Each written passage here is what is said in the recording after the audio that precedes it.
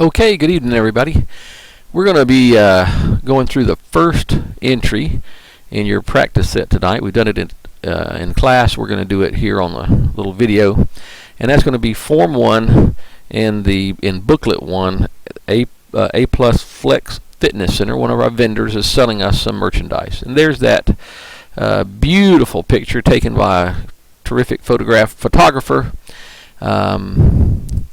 And you can see up here that the date stamped on it by our mail department when they opened it was April the 1st, even though they have a date of March the 29th. We're gonna use April the 1st, this stamp date, on any incoming documents for our date, 18,260. We're obviously buying this.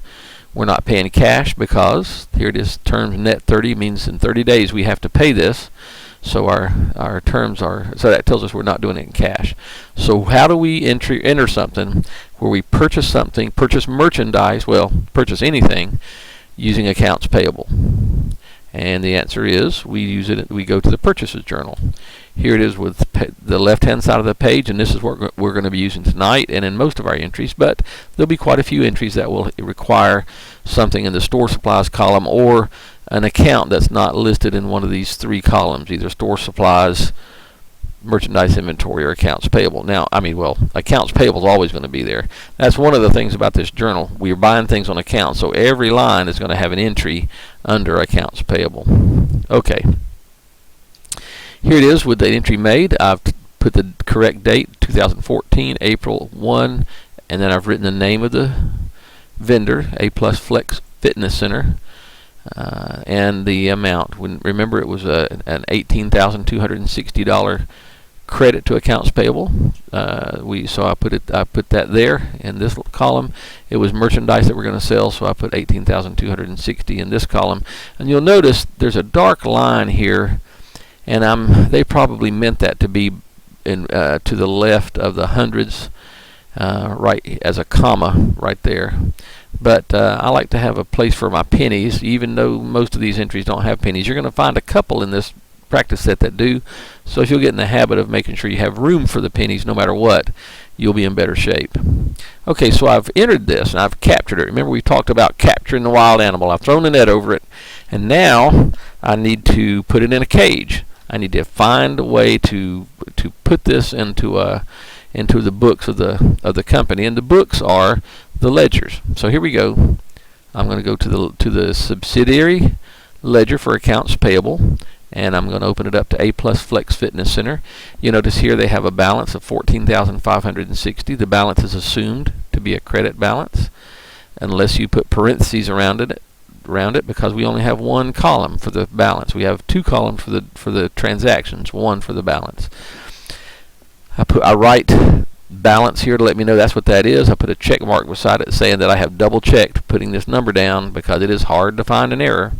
And then I'm going to go ahead and record my $18,260 entry from the purchases journal. And here we go. I've put the date of the entry, which, remember, it was stamped on there, April the 1st, a credit of $18,260, and this one works pretty good. The dark line is in the right place for us.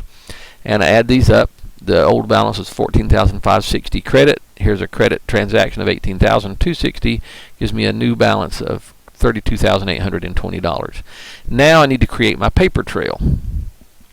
What journal did this entry come from? It came from the purchases journal, so I'm going to put a P for purchases journal in the page it came from, which is number 1. And there we have P1 from the purchases journal.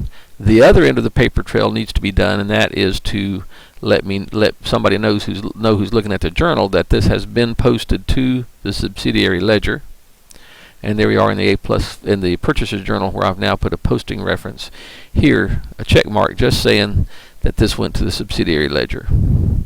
Usually when you see the check mark there, it means either subsidiary ledger or I've double checked a figure. That's what it means.